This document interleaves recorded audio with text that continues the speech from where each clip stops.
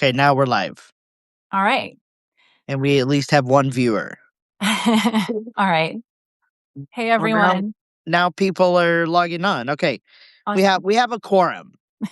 Sounds good. So we're back here again in a conversation talking about one of your posts, which I have read, and I suggested that we have a Substack live about this. And I've got some questions, but why don't we let you introduce the post that you wrote and let people in on the context of our conversation? Yeah. So it's about love. And the post, I think I called it like, does love still have civic power? And so like what I was thinking about in the post is the fact that it's not just my observation, but I think a lot of commenters have noted that, like, love in America, we often tend to use the term primarily to talk about romantic love. And there's a lot of reasons for this. But, often when we refer to love or talk about love in an American context, we are talking about romantic love. And, some of the consequences of this are that, in a civic context, um, love as a sort of public or cosmic force often has less force or impetus or even just meaning. And so often you'll see people sort of secularizing the discourse and referring to love more as care, things like this. But the question was kind of, the question that I kind of wanted to pose was like, right now in the America that we have, um, is there value to love, not just care, but to love as a kind of cosmic or civic force? And I think this certainly has religious undertones. And I think that's part of what makes a lot of people uncomfortable with love is that it has this kind of, um, it has a sort of feeling or sensibility that reminds people of religion. But Yeah. I think that to some extent, that's also part of what gives it power. So I'm kind of just troubling at this and kind of exploring this question a little bit. And, is there, I think, maybe the subtext of the post is also kind of just about the role that like religious language and religious discourse like is and isn't playing in our public and our politics right now. Thank you. I said in the chat that you started earlier that after the video, I am going to pair a field guide to love that I've been working on after reading your article. I often attach these field guides to my posts so that we can practice. And one of the things that I wondered about is what what is love? Should we define love for this moment right now? Because love historically has been it's been a commodity fetish of capitalism. Love gets woven into everything, but I don't think the love that maybe you are asking about is not the same kind of love that gets transmuted through Hallmark, religious services, and everyday society. So I wonder if we could spend some time defining love or maybe reframing this language of love. Yeah. I think it's interesting because, I was in the piece that I wrote, I was thinking a lot with Bell Hooks, who is, like her book, All About Love, is all about love. Right. And she's like really insistent in that book in like a way that I think is really interesting on like using love in this extremely broad way. But she doesn't like separate it out into like pieces or categories, right? So when she uses the term love in the book, like she's often like very non-specific about it. Like Yeah. she's like, well, I'm talking about the love between parent and child, and I'm talking about just like family love more broadly, and I'm talking about romantic love, and I'm talking about the kind of love we have for one another as kind of, fellow earthlings. So, she's kind of referring to all of these things at once, but she allows it to just mean like really radically different things in each context. But one of the things that she's really clear about for her is that it's like ultimately, I think the definition comes down to like having something to do with religion. She's not using the term religion, though. She says that it has like a kind of spiritual meaning because I think she's really like aware or just sort of cautious about how her readers, like many of them on the left, right, are going to be reading or thinking about that statement. And so she says that can't remember exactly how she puts it, but I think that she defines love as like attending to like the spiritual growth of the other person, or like sort of being willing to like attend to or cultivate spiritual growth in another person, which I think is really Attunement. interesting. Attunement. She writes a lot about attunement. Yeah. How do we be attuned to this invisible thing that we know exists and is also material? Yeah, exactly, exactly. And so, for her, obviously, like that has resonances with how you think about. I think that she like refers to it as the divine in her book, right? But, I mean, she's thinking back to like her religious childhood and like what she learned about love in like a religious or church setting. But I think that like it's also very relational. So you can also kind of take that sort of definition and think about it like very much on like a one-on-one relational basis, like as friend again in the context of friendship, but also Right. in like sexual love and romantic love as well. So it is like I think a super kind of capacious and flexible definition, but I do think that it has that like root in a more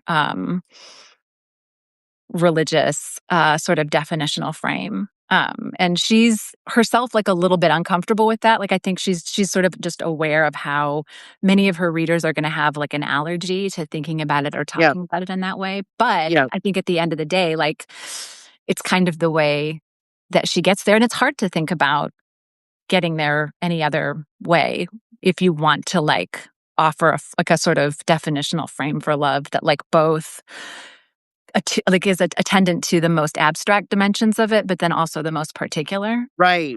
Right. Which makes your piece really relevant right now because what we're seeing in civil discourse are manifold practices of dehumanization. Something that we would say is not love. We maybe don't know how to say this is love, but we can be very clear about articulating what love is not. And maybe that is how we get to the material practice of love, which we can find at our grandmother's table or at the bridge club, or these fading practices that remind us of our kinship. Yeah, yeah, I like that. I think also just thinking a lot about yeah, I mean, I think family is like an interesting place too to start when you're thinking about love. I mean, I know that like so many people have had just like really like traumatic and toxic like Yeah. experiences with family, but I do also think that for a lot of people, family is one of the first, if not the very first places that you kind of have the experience of being loved, or at least like needing love and wanting Yeah.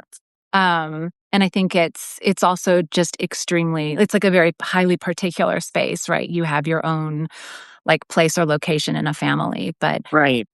but I do think like that the desire to have something like a language of love or a language for love right now is, like very much connected to the feeling that we just really know right now that so much of what we're not feeling is love, right? I mean, I think we like so many people have this desire to feel rooted, to feel a sense of belonging, to feel like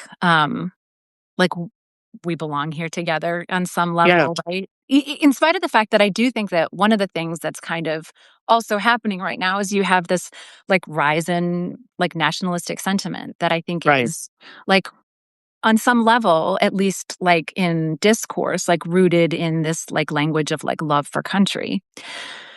But Right. what does that mean when, you are actively like weaponizing that against other people who are a part of that same body politic? Right. Maybe we could uh obviously when we decide to do these Substacks lives, we don't know what's going to happen. We just know that we're going to have a conversation. But I am noticing that we have 172 people here for whom they may have various imaginations about what love is. And I'm wondering if in this moment right now we could just offer a fractal moment of love. Because if I were to go turn on the news, I can see what love is not. And I just feel curious, maybe folks can jump into the chat and deposit their fractal of love. But I just feel curious, like, if you think about the smallest part of love that you could offer right now to 174 mostly strangers, what would that be? Also, like, I think, bell hooks talks about, like, schools of love and how, like, the family is a school of love, and I'm interested too to know, like, what are the schools of love that people are finding right now, and, like, Yes. where are people learning, different love languages that are, not necessarily non-romantic, but that don't necessarily, like, limit themselves to the romantic. So, like, what are the spaces and places where people are finding schools of love even in this, like, pretty hostile political environment. I love that. I just learned I go to a neuroscience cohort healing container, and I just learned that in India the the sort of founding documents between Sri Lanka and India are opposing stories, and I say that to say the division that we have right now is at the heart of religion. There are books over which people fight for land. How do we recover love in material ways when violence is at the root of civilization? I've been socialized to be genocidal as an academic. I've not been socialized to love. I have to educate myself on how to love, and I have to practice every day. Yeah, and there are lots of spaces that we live and work in that are just not particularly, loving spaces. I certainly think, like, academic spaces are, notoriously not. Although I do like, it's interesting, like, I know I saw Trip, you were talking about your monastery as a school of love, and I think it's interesting that, like, so many academic settings have roots in, like, a kind of monastic Yeah, sort of like shape or form, like as a space, they're the monastery is kind of like at the um they're in the root source of academia, but certainly I think that it feels pretty alien to that sort of a space today. yeah, yeah. Schools of love. Yeah, so I'd like to see more schools of love so that we can resource each other. And then I would love for us to talk about maybe what are some of the material practices that can be recovered within civil discourse. If what we're seeing is hostility, or if if if every reaction is hostile and violent, how can we be counter hegemonic? Yeah, I mean it's often so subtle, right? Like, I think just the way that people speak in public and to the public.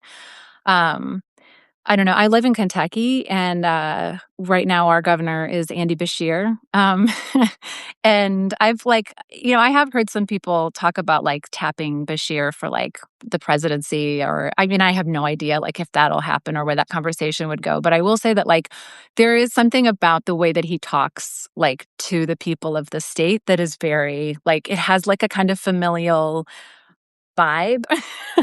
Yeah.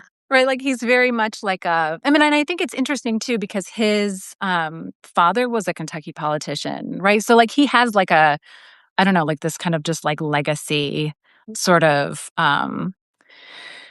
I mean, being a Kentucky politician is, like, part of his own, like, family heritage and tradition, so Right. it's, like, part of Right. his, like, family language or whatever, so I don't know how much it's, like, bound up or tied up with that, but I do think it's kind of interesting how, um there are ways to like perform like just sort of family or community feeling, um, like in just your speech patterns and habits and discourses, right? And I think that there's also just ways to perform your like shamelessness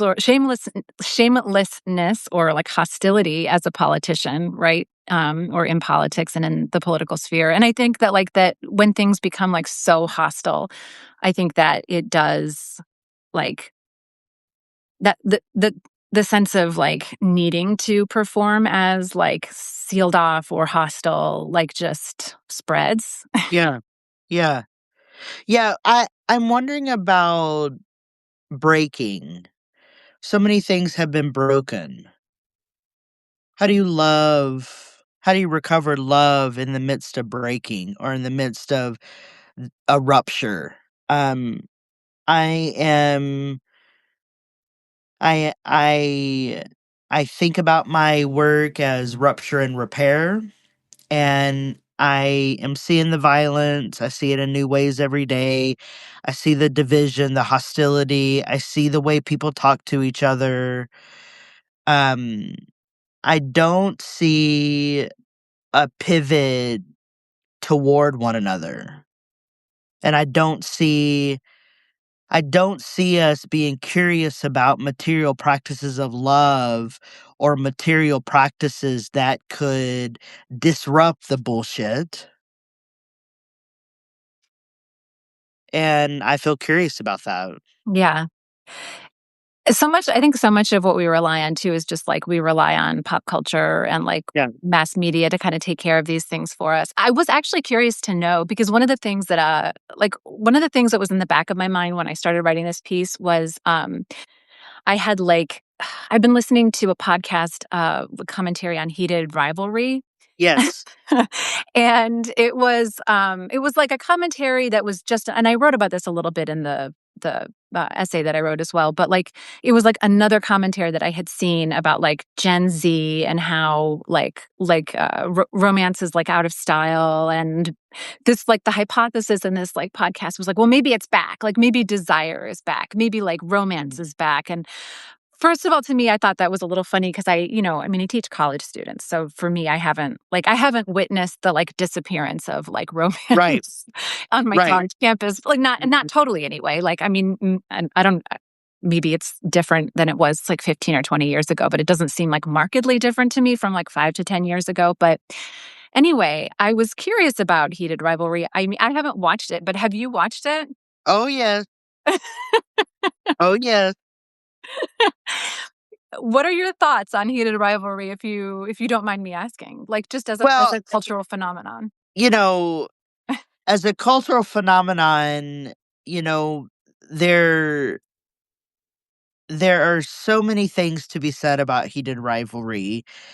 Um, it's still consumer based, right? It still relies on on a consumer basis. So it's still very much wrapped up in the necropolitics of capitalism. And the way in which they visually tell the story and really multiply versions of masculinity. You know, I'm paying attention to it because it is already having influence. Maybe in ways that I would not hope for, but it is, I mean, the representation politics are there. Um you don't really get a good solid rooted solidarity system in I mean it's still very white, Yeah. and still very much, I think, directed to women of a certain age, white women of a certain age, um, and those of us who are in organizing spaces are paying attention to it, and also leveraging critiques around racialization. I mean, very interesting that they chose a Russian lead with a Asian Canadian. Right? These are choices that are being made.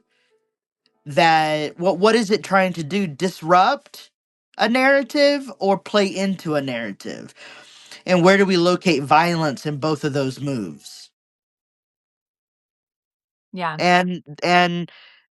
And games are violent. We can't imagine games without violence. And so I would like to see something that, and maybe it would have to be documentary form, but I would really love to see a story of love practiced and visually told as a pedagogical offering for this moment, instead of a hyper romantic masculine appeal to women show that is featured on HBO.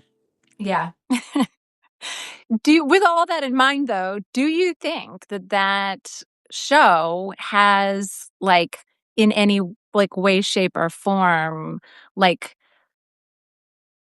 done good things for love, like, on a civic level in the US or not? Like, do you think it is doing, like, good things to or for the way that people are thinking about love, like, in public? I don't know. What people say to me is it's a porno without being a porno. So they're not, I don't think they're thinking about love. Yeah. I mean, I really think that we are so out of practice of turning toward one another that we don't know how to watch that show and pull out the snippets of love. Now, for example, the ways in which they are telling the story about the whole coming out, and the way the family unit stuck together, that's a counter narrative to what's happening in the world with young people, especially boys in sports. Why do we have to focus on them being sex idols, or like, that's all I see on Instagram. Yeah. All I see on Instagram are these half naked photos, so they've turned them into for sex appeal. And are we collapsing sex and love together, and is that dangerous? Yeah. Yeah. I mean, and it's also this question of, like, does American pop culture have the capacity to even, like, allow us to think about love anymore without also thinking about sex? Right, right. Like, yeah, yeah. I'm looking at a but yeah, I mean, I think there is also, I think, was just noticing one of the comments about the fact that, like, we inhabit material bodies, and I do think Yeah, that, like, there is, you know, we know that, our bodies are, like, sensile and tactile. And so, if love is going to have any kind of particularistic effect, like, we have to be able to, like, feel it to know it. And yeah, so, I mean, I do think that it is just I mean, the fact that, like, love so often just turns to, like, sex and romance in so much of our public culture is just I think, a sign of the way that our, like, affective energies are being directed, like, in the way yes. that, like, we're sort of told that we have just this sort of, like, particular function affectively in public, and that our, like, energies of, like, care and concern are, you know they have to be directed in a certain or specific way. Mhm. Well, doesn't this tie back to maybe some of the work that Renee Girard did around mimesis and desire? our desires are not shaped by ourselves, but externally shaped. And so love and care and violence are all shaped externally. And if we are conditioned to be genocidal, we we need some kind of a counter practice to balance ourselves out. Civil discourse could be a tool, but I don't know that we know how to talk to each other anymore. Yeah. I don't know if I don't know if we know how to create schools of love that are rooted in like kinship or togetherness Yeah. Well, and I think or to some some kind of solidarity. yeah, and I think so much of care work is like become work like so heavy and burdensome for so many people, right? I mean, I just think that the way that we are expected to do so much like paid labor and then on top of that like all of the care work that we have to do and I think that for so many people just turns like domestic spaces that are supposed to be like kind of our first schools of love into these like sort of additionally exploited like work environments, Right. which is so horrifying because I think if we can't like even in our own domestic spaces just like feel comfortable loving and being loved because like we feel like we're being like y- you know like our care labor is just like going unremunerated or is like it's like taking away from all of the other labor that we're supposed to be doing. I mean, I Right. think that kind of stress just I think turning our domestic spaces into that kind of an environment is it makes it so like unlivable, I think, for a lot of people. Yes. Yes. Yeah, and so the question is, what does a livable life look like right now if civil discourse is only hostile or only violent? Yeah. And also like what I don't know, I was thinking back to Bell Hooks's book and thinking about her like love ethic, right? Where she's just like trying to encourage people to think about like living a love ethic. What does it look like to just like, to go to work and live like a love ethic? I think that Yeah. even just, it's hard because I think that there's been so much necessary like critique of, like the whole like love your job discourse because I think that especially like millennials were so just like used and burnt out on that. Like we were told all of our life that we had to get like a job that we really loved, and then when Right. we like had the job that we really loved, we were gonna just like give our whole life to it, and then we just got like kind of like middling wages and middling benefits and just like a lot of like hassle in return. Yes. And so, I mean, I Yes. do think that, people have really pushed back hard on that, like, love your work discourse. But I also do think that, like, because we spend so much of our lives, like, in working spaces, and that's one of the primary ways that we come into contact with each other, like, just the question of, like, what would that even look like to practice a love ethic at work is I don't know. It's kind of like a vexing one or like a perplexing one to me, you know? Well, I mean, I think we see this on a very small scale. I think we see this in circles where there is a generous relationality shared between coworkers. But I don't think you see this like you're not going to see this on an institutional level. I mean, culture shift work is obviously the work that needs to be done right now, but I don't I don't see people signing up for that course. Right. And also, like, what would that look like for the person who works, like, at like the checkout line in a grocery store, right? Right. Where, the people who are often coming through that like aisle are the people who like thought that the line at the self-serve was too long. You know what I mean? And so like Right. they're all mad that they had to stand in line so long at the self-serve, and now they're in line at the checkout, and they are like in line Right. with a whole bunch of other people, and you're just like, you have like this sort of like rapid customer service interactions. I mean, like what could a love ethic look like in that particular context? You know what I Yes. mean? Yes. I would like for people to maybe put that in the chat. What could that's something that we could all do, because we all go grocery shopping. So when you're at the grocery store and the lines are long and you're gonna have to wait in line no matter what could your love ethic be in that moment? I mean, I really think it's gonna take these very poco a poco steps, these very small steps of turning toward one another. The Greek word is metanoia. The Hebrew word is teshuvah or teshuvah. There is a word in Islam, taud. They all mean turn, and we there is that is wisdom that is shared in every tradition. That to make a change of something, we're gonna have to pivot. We're gonna have to turn. And unfortunately, right now, or fortunately, it is a turning toward one another. It's knowing who your neighbors are.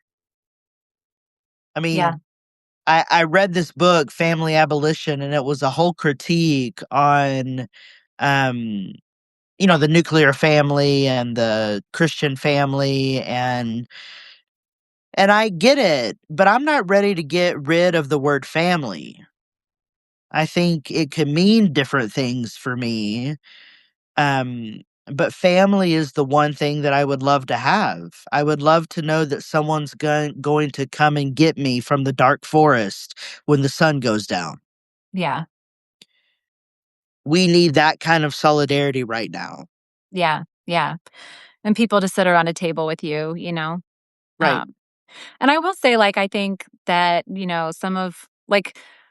some of those like best surprise little moments in my day are when I just like am standing in line at the grocery store, and the person in front of me is just like not necessarily like actively like talking my ear off, but like we're just neither of us are like on our phones necessarily, and we're just Right. kind of standing around and we're just having like those funny kind of just like super casual conversations, just like observing like our sort of mutual context in some way, right? Like I do Yeah. actually just I love that, right? Like I love remembering that it's okay to just like make jokes in the grocery line or whatever. And I think that Yes. does feel, in its own sort of like completely mundane and not at all like sexual or romantic way, like a little bit of just like sort of love in public, you know what I mean? Yeah. Yeah. Well, I mean, I think it's people like Bell Hooks, Audre Lorde, and Cornel West, just to mention he is someone who has also said this. Love is a verb. Love is something that we do. It is a practice. It is something that we know. We all know love. I don't have a low anthropology. I have a very high anthropology. Um, we need each other. We need to figure out how to practice civil discourse in ways that are going to regenerate society, recover these faint practices that we have some sense about them, but we're out of habit, we're out of Mhm. practice.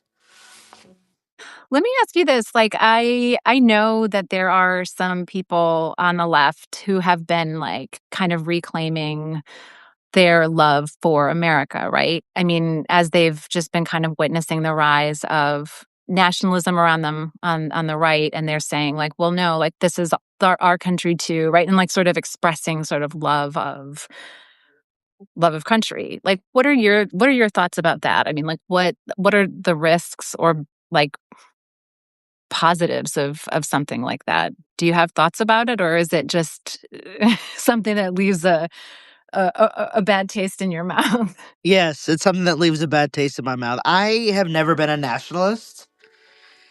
I'm living in exile in rural New York. I don't feel at home. My my body and my mind and my heart are tied to a pace that is not the North. Culturally, I've never been taught to love this country. Um, I've always been taught to tread lightly, and you know, I am on land that is compromised by colonial violence. The Where I work every Tuesday and Saturday writing at the Friendship Library, that place used to be called the Bloody Corners because of so much colonial violence, and they just changed the name to Friendship. Well, that actually didn't change anything.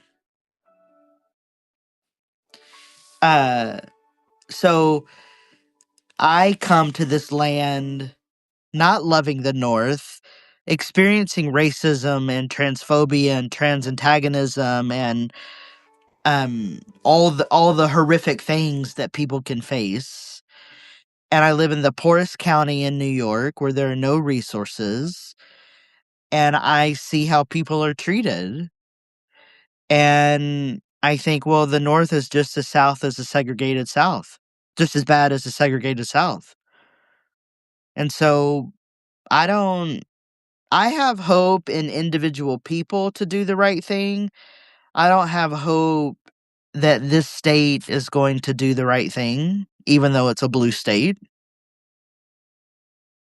Yeah.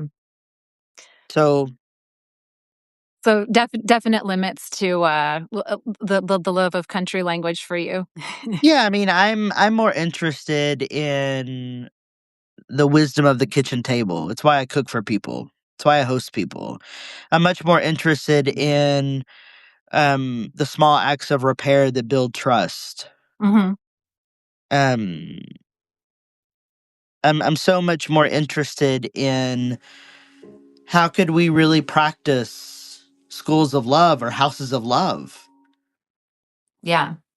I'm much more interested in that practical question, partially because I find most of the discourse I read so abstract that it has no material solution. Until you read the bell hooks and the Audre Lorde, you know, some of these black women who are saying the same thing that many other people are saying. Ursula Le Guin, for example, you know. Yeah.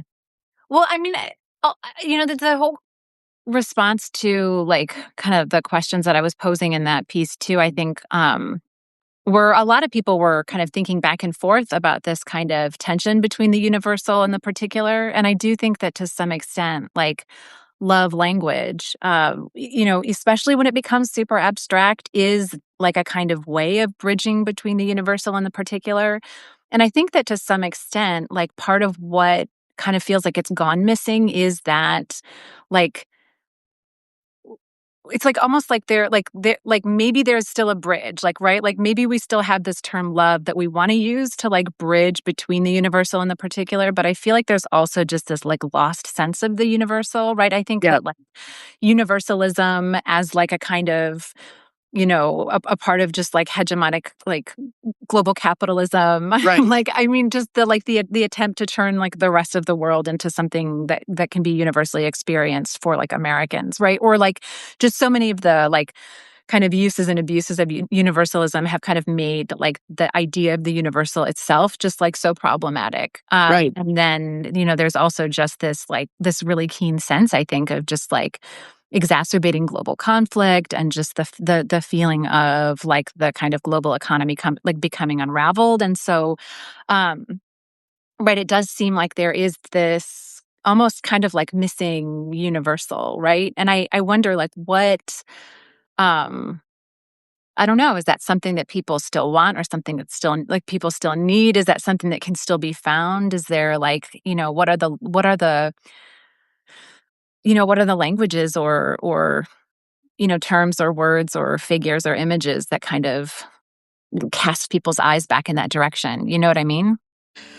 I This has me thinking about symbols and the power of symbols and like universal symbols. Um and I've been wondering, what does it mean to put up a symbol in your home that signals love or safety or presence? Like,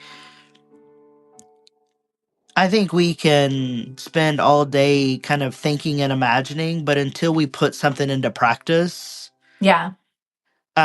I do think we have misplaced some universal values, or they've been so distorted by religion that they're unintelligible.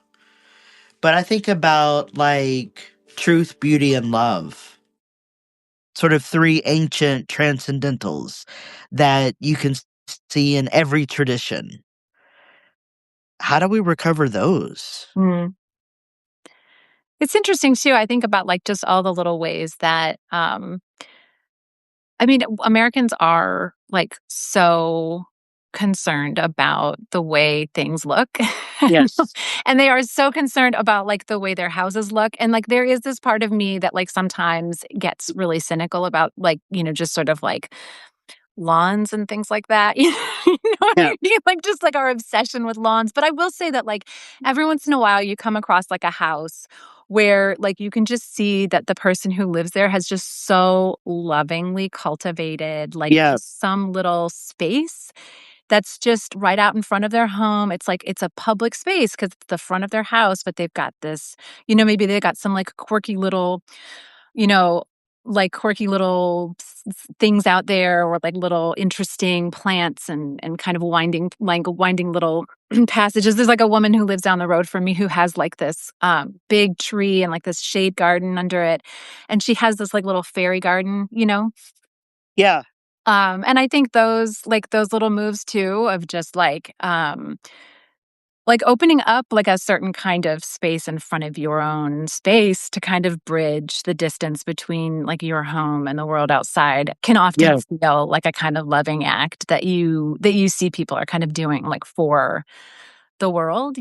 Yeah. Yeah. Can I share with you that I have a very large yard up to the street and a long driveway? And right now it's snow covered, and you can see indentations in the snow. And it's where the deer come and nest overnight. Yeah.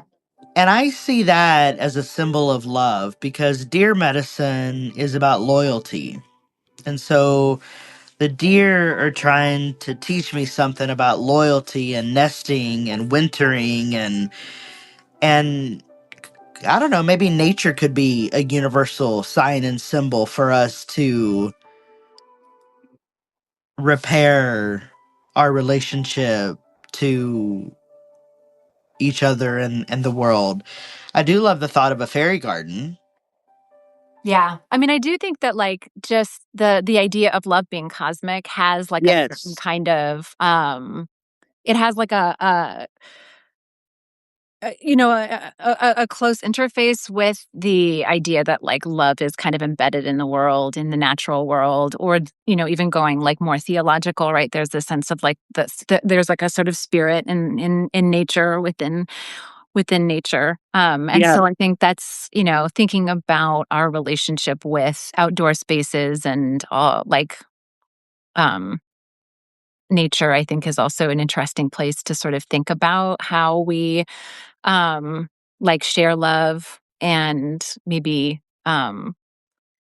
even find little schools of love in Yeah. our like shared and public spaces. I mean, Yeah. even just thinking about the fact that like when you are in a city that like takes care of its parks, you feel so much more cared for and Yeah. loved as just Yes. as a little human person than when you're in a space where you feel like there's no public like gathering site where people can sort of be together in public, you know? Again, attunement to self and other and to the more than human world. Yeah, We've lost that. We've lost that with the ways in which we are conditioned to use machines all the time. I do think we lose touch with the universal, with a hyper focus on the particular, and vice versa. right. Yeah, I mean, and like I think, yeah, like thinking of love as the maybe like um the thing that kind of knits those back Yeah. together is kind of an Yes. interesting way of thinking ab- in a, not necessarily in a more abstract way about like what love is or what it does, but thinking about it in a way that's not necessarily just all about um romance. Yes. Yes. We do need more love in the world. I think that is true. How we achieve more love in the world will be determined on how well we are able to practice with one another and how well we're able to turn toward one another. Yeah. Yeah. And I think, being able to, yeah, be in the same space, have conversations with each other. I mean, all of these things are just like beginning practices. But yeah, I also just think like, I don't know, I think a lot about like these days, I just think a lot about like what, democracy. I don't know, like what is it that it's become or becoming? What does that even mean to Yeah, people in like our kind of, social and political space anymore? I don't know. It's do do people still want that? right. Do people believe that it has the capacity to like bind and unite us? Is that something that, serves as one of those like semi-universal like forms or structures that bind us Right. particulars or not? I mean, I think it really is just like this really sort of like harrowing, like kind of open question right now. Yes. Yes. Which I think we need to keep asking it.